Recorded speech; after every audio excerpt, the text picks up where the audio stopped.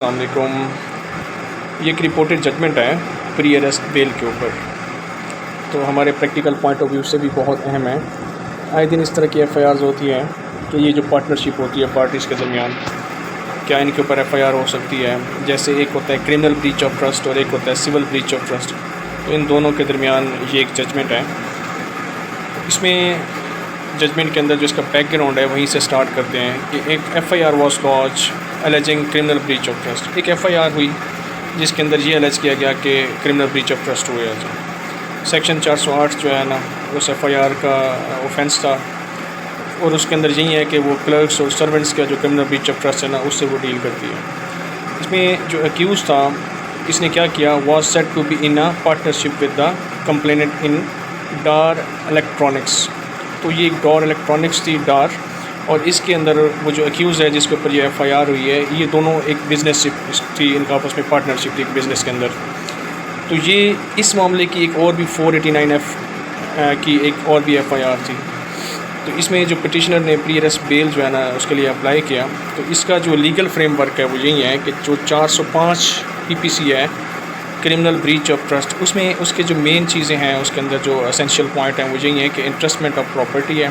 इस जजमेंट के अंदर इसको एक्सप्लेन किया गया, और वो जो इंटरेस्टमेंट ऑफ प्रॉपर्टी है उसके लिए फिर वो उसको क्या करता है, डिसऑनेस्ट क्या करता है, मिस अप्रोप्रिएट्स करता है या कन्वर्जन करता है उसकी।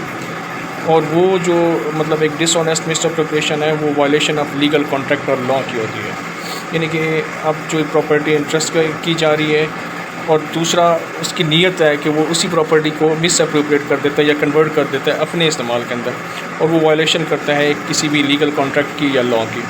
तो ये 405 में उसकी डेफिनेशन है, जो कि ऑफेंस की पनिशमेंट है 406 के अंदर। यहाँ पे चूँकि उनका वो कहा था कि ये क्लर्क है या सर्वेंट है, इसके ऊपर 408 एफआईआर के अंदर लगा था।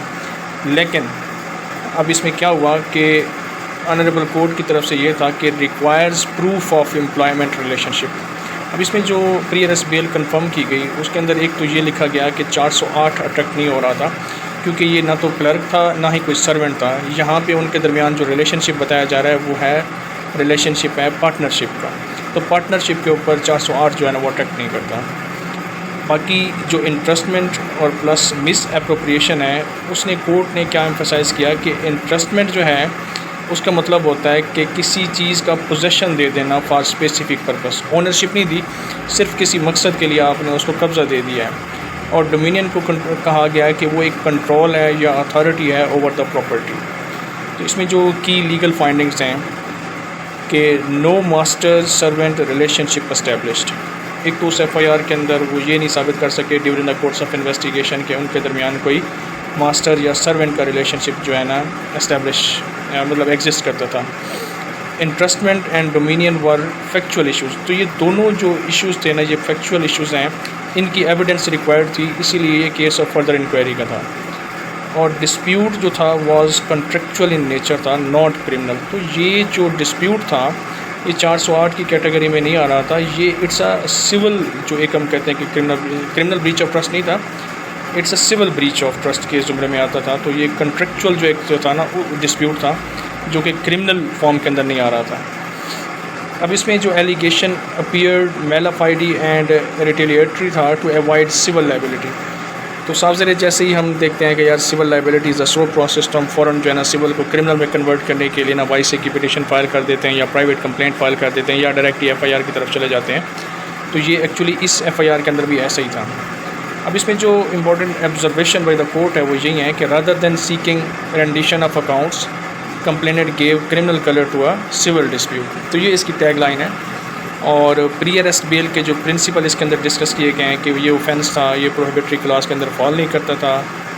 ठीक है, बेल जस्टिफाइड कहाँ पे जस्टिफाइड है, जहाँ पे एक्विजिशन और मलिशियस और पॉलिटिकली मोटिवेटेड हो। ठीक है, फर्दर इंक्वायरी का केस हो और उसका जो अरेस्ट है उसको इररिपेयरेबल लॉस हो रहा हो पिटिशनर को। तो ये केस लॉस जो है ना इसी अपना वर्शन को सपोर्ट करने के लिए पिटिशनर ने दिए थे, और बेल कंफर्म हुई है इसके अंदर। और यही है कि इसके अंदर जो टेंटेटिव असेसमेंट है वो ट्रायल कोर्ट को प्रेजुडिस नहीं करेगी, मतलब ट्रायल कोर्ट उससे प्रेजुडिस ना हो। तो इसमें जो एक हमारा कंक्लूजन है वो यही है कि don't use criminal law to settle civil scores, तो इसमें लीगल टिप्स भी यही हैं कि always distinguish between a civil breach of contract and a criminal breach of trust before pursuing legal actions. तो ये एक रिपोर्टेड जजमेंट थी, मैंने कहा दोस्तों से शेयर कर लें। Thank you very much.